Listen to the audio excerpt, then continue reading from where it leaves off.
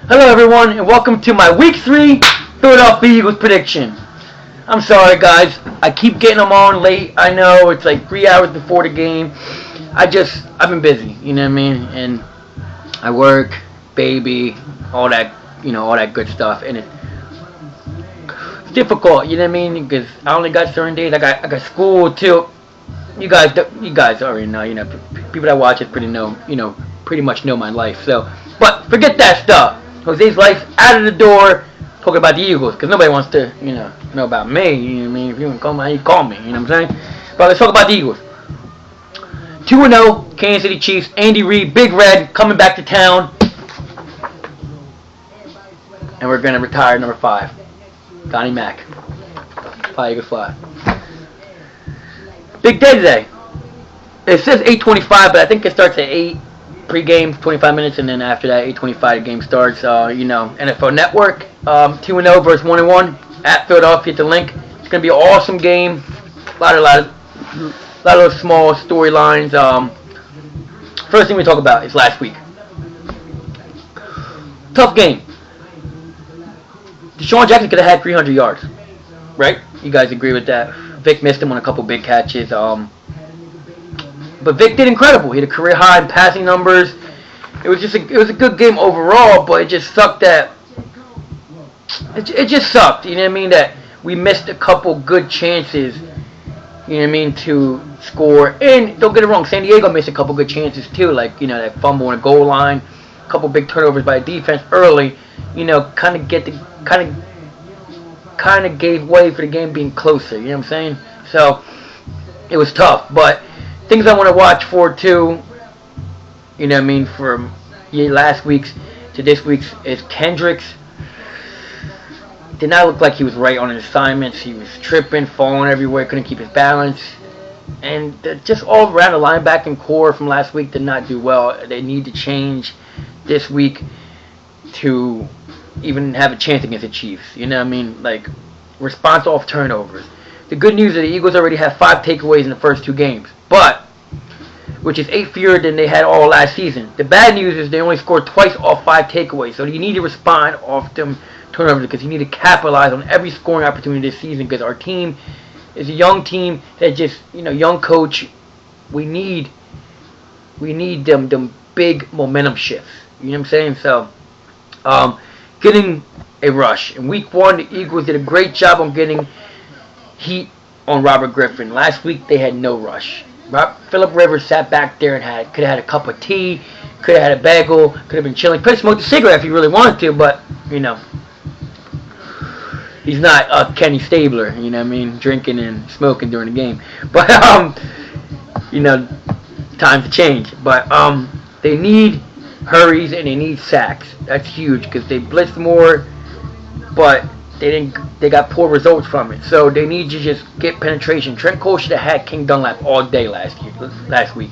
But it just shows that Trent Cole's getting a little older. You know what I mean? He's not as fast as he used to be coming off that end. But what are you going to do? The Vic to Jackson connection. Deshaun Jackson has been Mike Vic's go-to guy in the first 2 games. He's targeted him 24 times for 16 catches for 300 yards. 5 of those 16 receptions are 25 or more, including a 61-yard catch.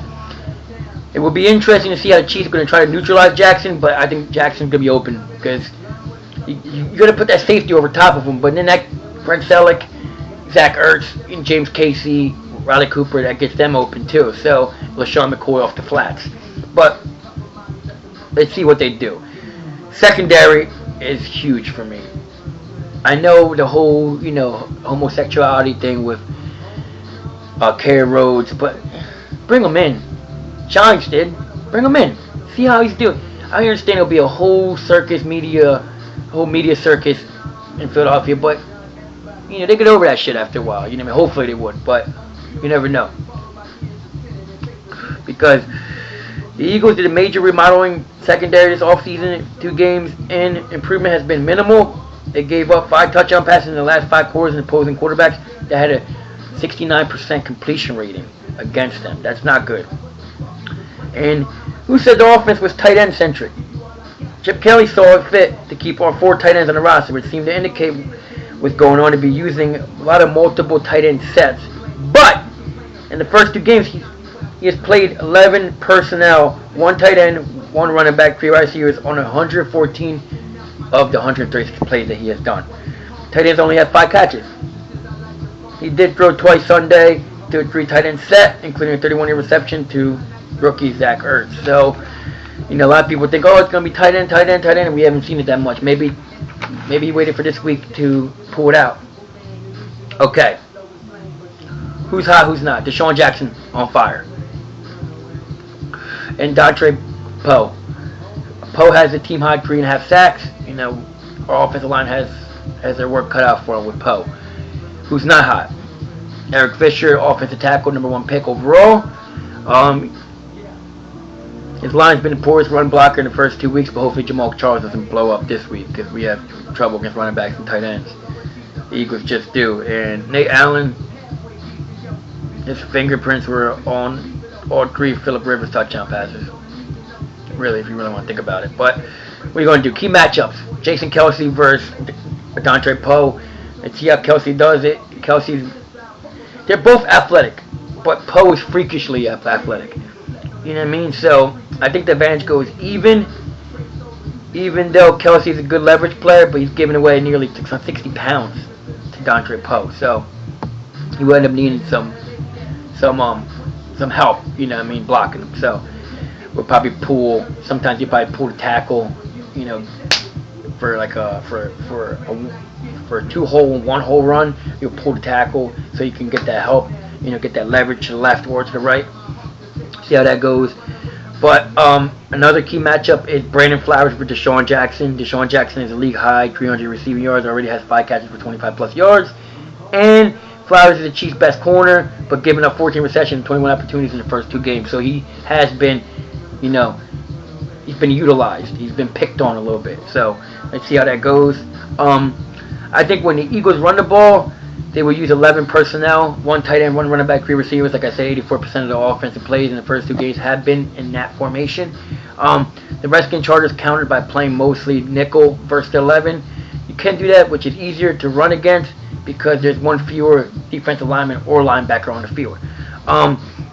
In week 1, the Redskins, they ran 41 to 65 plays in which they used 11 personnel. LaShawn McCoy leads the league in rushing with 237 yards. The Chiefs defense, led by by Dontre Poe, have held the first 2 points to 2 yards per carry. So hopefully we can, change that with Jason Kelce, putting his hands on Dontre Poe all day. When the Chiefs run the ball, they're relatively balanced. Offense attack in the first 2 games, running ball 41% of the time. But Andy Reid's MO is the same as it with the Eagles: pass, pass, pass. Everybody knows that. Jamal Charles. Just 14 of Jamal Charles' 32 rushing attempts have come before halftime. Come on. Everybody knows that Andy Reid doesn't run the ball in the first half. But, he bounced back from ACL in 2011 to rush for 1,500 yards last season. So, he's 4.4 speed. Great cutback ability. Just like LaShawn. You know what I mean? But he had 5 fumbles last season. So, you can strip the ball from him.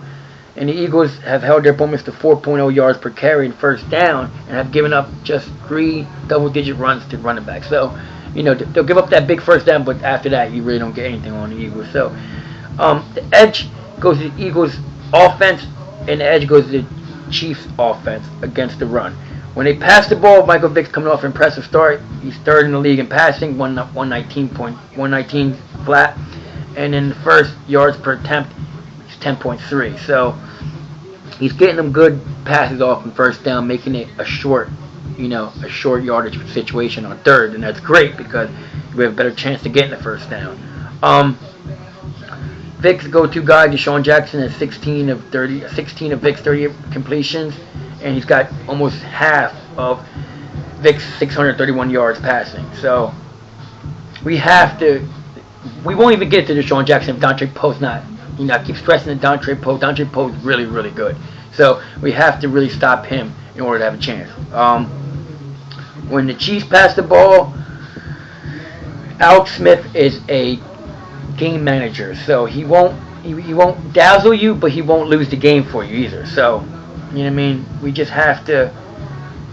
We just hope that Bradley Fletcher coming back will help, and the Eagles need to play better in their entire secondary, particularly in the safeties, to have a chance at this game. Special teams, I think it's pretty even. The Eagles' coverage has been great the past 2 games. They haven't given up a punt longer than 9. Kick return longer than 28. Alex Henry missed the field goal. He's only missed 8 of 63 attempts in 2 years. You know what I mean? So you really can't be too mad at him. Sucks. Sometimes he's gonna miss it, but Derek McClusker is dangerous kick returner. So we have to really watch out for him. And the intangibles is Chip Kelly is a sports scientist. He's done a good job preparing the Eagles the last 2 weeks, but 3 games in 11 days test is hard. You know what I mean? Eagles lose tonight, it won't be because of a short week. They just need to win their home games. I mean, that's all it comes down to it. The home team has won 22 of the last 36 short week Thursday night games. So, people are picking the Chiefs to win by 3. You know, I think we're 3-point favorites. I don't really know. I've been thinking about it, like, you know, I've been going back and forth with it. And, yeah, the line is 3 and the over-under is 50.5. So, there's a couple good ways it can go this way. You know what I mean? My prediction will be, I'm going to guess, 27-21 Eagles. I think they cover. 27-21 Eagles. I think it's going to be a great game, really, seeing McNabb get his number retired, seeing Andy and McNabb on the field. You know what I mean? It reminds us of the playoff days that we went to the playoff every year and stuff like that. Next week I'll be presenting stats and stuff like that, you know, to you guys, because, you know, I don't like to tell them now because it's only been 2 weeks in the season. You know, really not that big yet.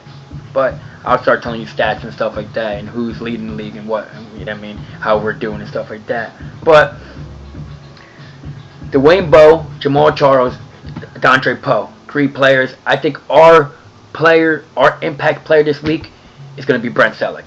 You know, I've been on fire the last 2 weeks. I said LaShawn McCoy the first week and Deshaun Jackson last week. I'm going to go with Brent Selleck this week to be our offensive player, and our defensive player is Connor Barwin. He's got to make a comeback, you know what I mean, because pick up Kendrick slack last week, missing them assignments and everything. Connor Barwin didn't look too much better, but I think Connor Barwin will have a good game this week. 27-21. So I'll try to get them in earlier, you know, when the Denver game comes in. Thank you for watching, guys. I love you guys. 27-21.